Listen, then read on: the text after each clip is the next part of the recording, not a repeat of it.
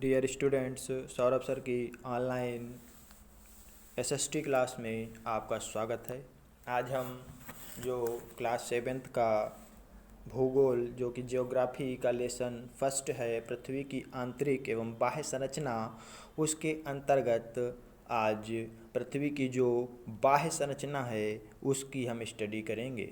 पृथ्वी का परिचय और पृथ्वी की आंतरिक संरचना आपको पहले ही वीडियो के माध्यम से बताया जा चुका है।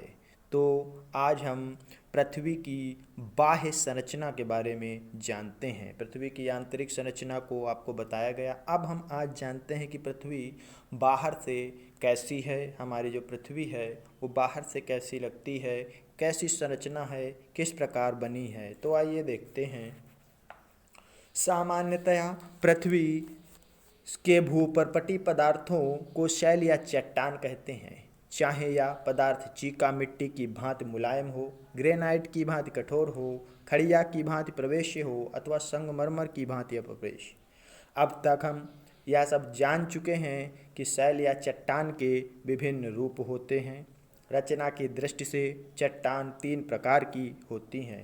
नंबर 1 आग्नेय चट्टान, नंबर 2 अवसादी चट्टान, नंबर 3 कायांतरित चट्टान।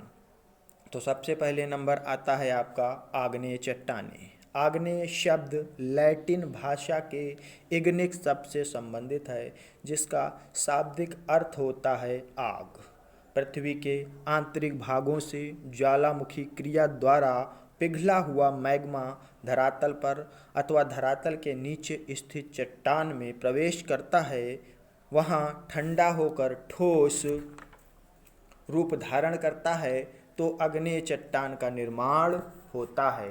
आग्नेय चट्टान का निर्माण कैसे होता है? जब लावा गर्म होकर बाहर निकलता है और फिर वो ठंडा हो जाता है, तब आग्नेय चट्टान का निर्माण होता है। पृथ्वी की भूपर्पटी का 2/3 भाग आग्नेय शैलों से बना है। ग्रेनाइट, ग्रेबो, बेसाल्ट तथा डोलमाइट प्रमुख आग्नेय शैलें हैं।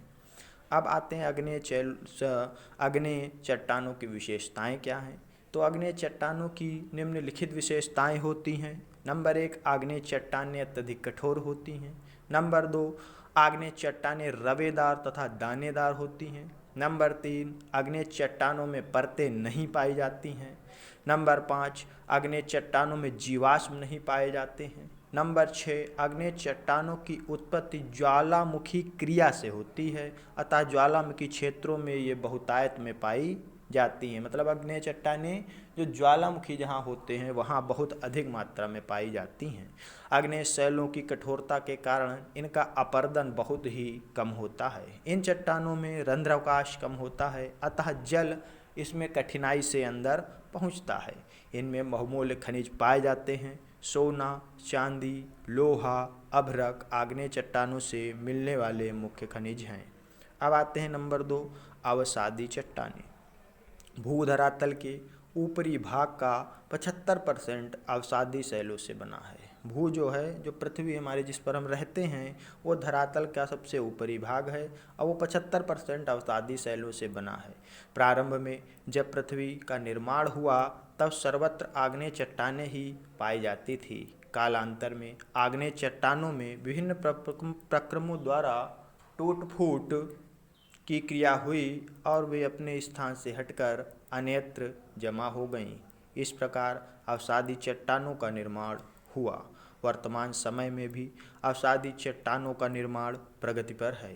जब चट्टानों के छोटे छोटे कणों को जल, पवन, हिमानी आदि बाह्य प्रक्रम अपने साथ उठा या बहा ले जाते हैं तथा कहीं अन्यत्र जमा कर देते हैं, इस तरह कई वर्षों तक परत दर परत जमा हुए अवसाद को अवसादी चट्टानें या परतदार चट्टानें कहा जाता है। आप वर्षा ऋतु में वर्षा के जल को बहते हुए जरूर देखते होंगे। इस जल के साथ कीचड़, मिट्टी, पत्तियां, घास आदि बहती हैं और जब पानी बहना बंद हो जाता है तो सभी पदार्थ यथास्थान रुक जाते हैं और कालांतर में वहीं संगठित हो जाते हैं। इस प्रकार अवसादी चट्टानों का निर्माण हो जाता है। भारत के उत्तरी मैदान की रचना नदियों के द्वारा हिमालय से बहाकर लाए गए अवसादों से हुई है और कहीं कहीं इस अवसाद की मोटाई 40 से 80 मीटर तक है। चीन का लोयस मैदान वायु निर्मित अवसादी चट्टानों का सर्वोत्तम उदाहरण है। बालू का पत्थर, स्लेट, चूना पत्थर, खड़िया, कोयला, जिप्सम तथा चीका आदि अवसादी चट्टानों के प्रमुख उदाहरण हैं। अब आते हैं अवसादी चट्टानों की विशेषताएं। अवसादी चट्टानों की निम्नलिखित विशेषताएं। नंबर 1, अवसादी चट्टानों में परतें पाई जाती हैं। इन्हें परतदार चट्टान भी कहा जाता है। नंबर ख, अवसादी चट्टानों में वनस्पति एवं जीव जंतुओं के अवशेष भी पाए जाते हैं। नंबर ग, अवसादी चट्टानें मुलायम होती हैं अतः इन पर अपरदन का प्रभाव अधिक पड़ता है। इन चट्टानों में रवे नहीं मिलते हैं और ना ही रंध्रावकाश मिलता है। अवसादी चट्टानों में कोयला, खनिज तेल, प्राकृतिक गैस आदि अन्य बहुमूल्य खनिज मिलते हैं। फिर नंबर 3 आता है आपका कायांतरित चट्टानें। इसके बाद नंबर आता है किसका, आपका कायांतरित चट्टानें। तो देखते हैं कायांतरित चट्टानें क्या हैं। जब कभी अवसादी या आग्नेय शैलों में ताप एवं दबाव के कारण रूप परिवर्तन हो जाता है। जब कभी क्या अवसादी या आग्नेय शैलों में, दोनों में से कोई एक, दबाव और ताप के कारण रूप परिवर्तित हो जाता है तो ये चट्टानों का निर्माण होता है। इसलिए इसे रूपांतरित चट्टान भी कहते हैं। रूपांतरण की इस क्रिया में चट्टान का संगठन तथा रूप रंग बदल जाता है, परंतु चट्टान में किसी प्रकार का विघटन या वियोजन नहीं होता है। उदाहरण के लिए कच्ची एवं मुलायम मिट्टी से बनी ईंट, घड़े आदि को जब आग में पका दिया जाता है तो उसका रंग एवं गुण, मजबूती बदल जाता है। इसी प्रकार रूपांतरित या कायांतरित चट्टानों का निर्माण होता है।